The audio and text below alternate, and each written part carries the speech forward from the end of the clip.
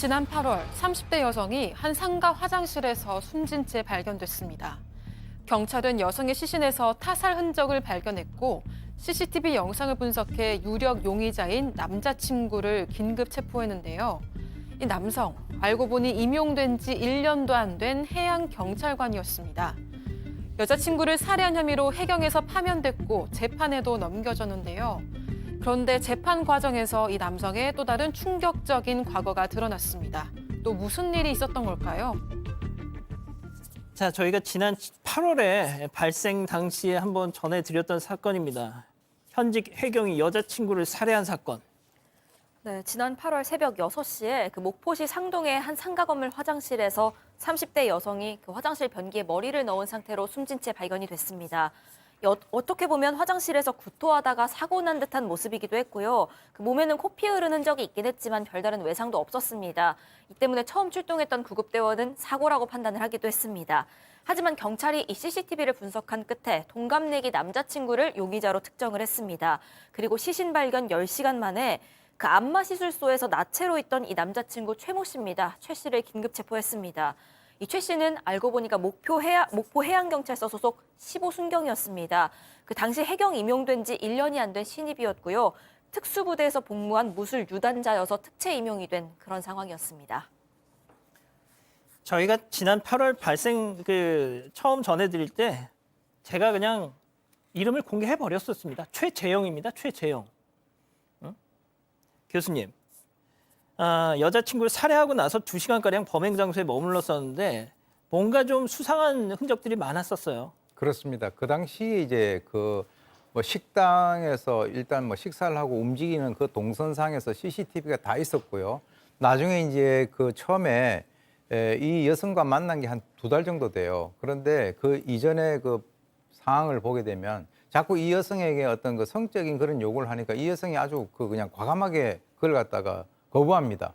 그러니까 자기의 어떤 그 진술에 의하면 자기를 무시한다고 생각을 해서 여자 화장실까지 따라가서 폭행하고 기절을 하고 난 이후에 용변을 보는 그 칸 안으로 이제 옮겨서 다시 이제 식당에 가서 왜 음식값을 결제를 안 하면 나중에 또 문제가 될 수 있으니까 결제하고 들어와서 당시에까지는 살아 있었던 피해자 목을 졸라서 숨지게 했습니다. 그래서 이 범인의 진술에 의하면 순간적으로 화가 나서 여자친구를 가격하고 목을 졸라 살해했다라고 진술을 했는데요. 그리고 이 화장실에서 약 2시간 동안 머물렀어요. 그래서 피해자가 술에 취해서 의식을 잃은 것처럼 꾸미기 위해서 피해자를 변기 앞에 앉혀놓고 머리, 팔을 변기에 걸쳐놓은 상태로 현장을 조작하고 난 뒤에 화장실 창문으로 빠져나오는 그것이 또 CCTV에 찍혔습니다. 그리고 나중에 다시 또 화장실로 들어가서 피해자가 숨져 있는 것을 확인하고 이를 봤을 때는 이제 범죄를 은폐할 수 있는 그런 정황은 충분히 인정이 되지만 당시에 바깥에서는 CCTV가 있었지만은 화장실에는 CCTV가 없어서 그 과정에서 정확히 어떤 일이 발생했는지를 모르는 그런 상황입니다.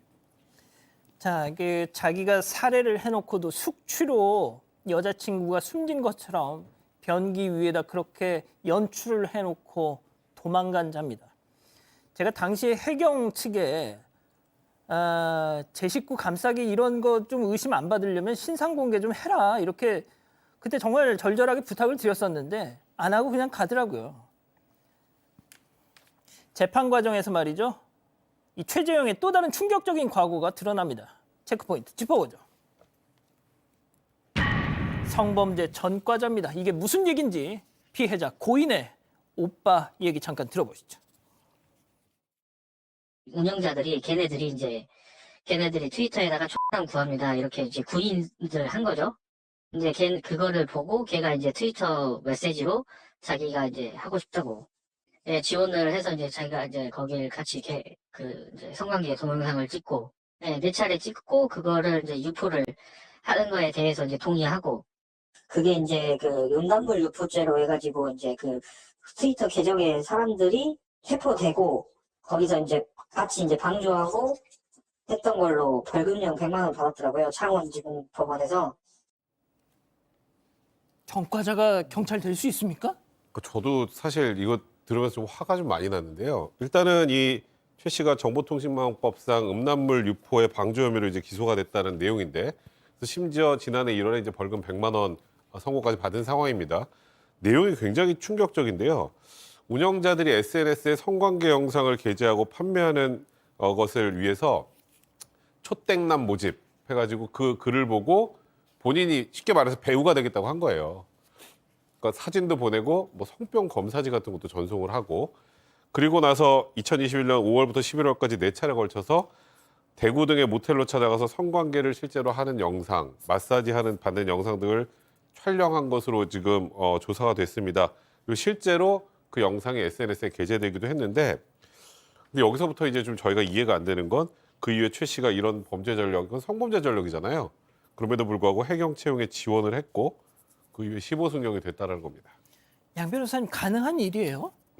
그 가능한 일이었습니다. 왜냐하면 이 최 씨가 받은 게 결국 음란물 반포, 유포, 이 방조죄인데 벌금형을 받았더라도 당시 최 씨가 임용될 때만 해도 경찰공무원법상 임용 결격 사유는 아니었어요. 그러니까 이게 다른 사람에게 아마도 추측건데 다른 사람에게 성폭력을 행사한 건 아니다라는 그런 이유였을 것으로 그렇게 추측이 되는데 이게 법이 또 바뀌었어요. 그래서 지난해 연말부터는 이것도 역시 임용 결격 사유로 하기로 했는데 문제는 최 씨는 그 전에 임용이 돼버렸기 때문에 소급해서 불이익을 주진 않는 게 법 원칙이지 않습니까? 근데 정말 이게 피해자 유가족들 입장에서는 너무 천추의 한이 되는 이 사실인 게 뭐냐면 처음에 피해자가 이 최 씨를 만나기로 했다라는 얘기를 했었을 때 가족들이 경찰이니까 요즘 워낙 흉흉하잖아요. 사건 발생에 사건 나오고 이러면 나오니까 경찰이니까 위험하지도 않고 안정적일 것이다 이런 생각을 했다라는 거예요. 그래서 잘 나오면 만나봐라라고 지시를 해줬다는 겁니다. 이게 가족들 입장에서는 너무 한이 될 것 같아요. 이 이자의 성범죄 전과를 알게 된 후부터 유족들은 사건 당일에 행적에 대해서 뭔가 더 의심스러운 부분이 생겼다고 합니다. 계속 들어보시죠. 걔가 이제 화장실에서 사건 있고 동생 걔 계속 한 2시간까지 머물렀다고 말씀드렸었잖아요. 네네. 그 기간에 걔가 조금 뭐 성적이나 이런 행위를 했을 거라고 생각을 하는데 동생 이제 부검 결과에서 걔 이제 DNA가 나왔다고는 봤어요. 근데 걔는 주장하는 게 전날 이제 관계가 있었다 뭐 이렇게 주장을 하는데 네, 그렇게 그런 관계를 할 수 있는 게 아니었다. 자, 교수님 좀 설명을 해주시죠. 네, 이게 이제 피해자 유족의 주장입니다. 근데 이제 저는 결론적으로 저는 개인적으로는 이 피해자 유족의 주장이 상당히 신빙성이 있다라고 저는 봅니다. 왜 그러냐면 저는 이 사건을 제가 분석을 했습니다. 분석을 하고 아예 처음부터 끝까지 이 CCTV의 동선을 다 봤는데요. 예. 그 식당 앞에서도 그랬고 식사를 하고 나와가지고 다시 또 이 식당으로 들어가기 전까지도 계속 옆에 있는 그 숙박업소로 이 여성을 갖다가 계속 밀어냈어요. 그러니까 이 여성이 화가 나가지고 거기에서 이렇게 나가는 그 모습을 제가 봤거든요. 그래서 지금 방금 피해자 오빠 주장에 의하면 지금 왜 그러냐면요. 부검을 해 보니까 이 피해자의 몸에서 이 최 씨의 DNA가 나왔다는 거예요. 예. 그러니까 이 최 씨가 주장을 하는 건 나 전날 관계를 해서 그렇다라고 얘기를 하는데 글쎄요. 그 전날은 아까 친구라든가 이런 사람들이 그럴 사항이 아니었다라고 하고 게다가 오전 3시 30분 그때 식당 주인이 화장실에 갔는데요. 옆칸에서 피해자 발이 넘어왔다가 다시 돌아가는 걸 2번이나 목격을 했다는 진술도 있습니다. 그리고 이 사람 성범죄 전과 있죠. 그리고 체포 당시에도 어디 있었습니까? 나체로 안마 시술소에 있었어요. 그리고 굉장히 그 범인은 성관계에 집착을 하는 그런 모습들이 있었는데 그러면 왜 거기에서 화장실에서 2시간 동안이나 있었느냐. 그래서 이제 피해자에게 성범죄를 저질렀을 가능성이 상당히 높아 보이는데 아까 말씀드렸지만 그 안에 CCTV라든가 이런 것들이 없어서 이 재판 과정에서는 중요하게 다루어지지 못한 것 같다라고 하니까 이것 역시 상당히 안타까운 그런 부분입니다. 이 최재형 1심 선고가 며칠 전에 있었는데 그 결과를 좀 알려주시죠. 일단 검찰에서는 무기징역을 구형했고 전자발찌 부착 명령까지 구형을 했음에도 불구하고 재판부에서는 징역 25년에 5년간의 보호관찰 그리고 전자발찌 부착 명령 기각했습니다. 그 이유를 좀 살펴보면 일단은 죄질에 대해서는 굉장히 안 좋게 봤습니다. 일단은 조금만 구호 조치를 했더라도 충분히 살 수 있는 피해자를 살리지 못했던 점. 근데 다만 본인이 처음부터 이게 계획해서 한 범행은 아닌 것으로 보이는 점. 그러니까 쉽게 말해서 우발적 범행이라는 거.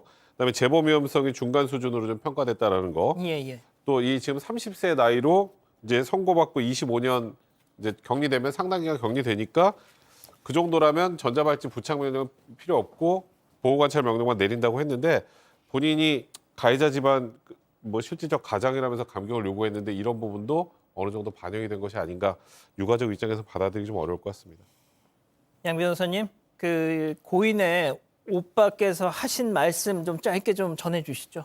오빠는 지금 이 사람 만기 출소해도 55세에 돌아온다라는 건데요.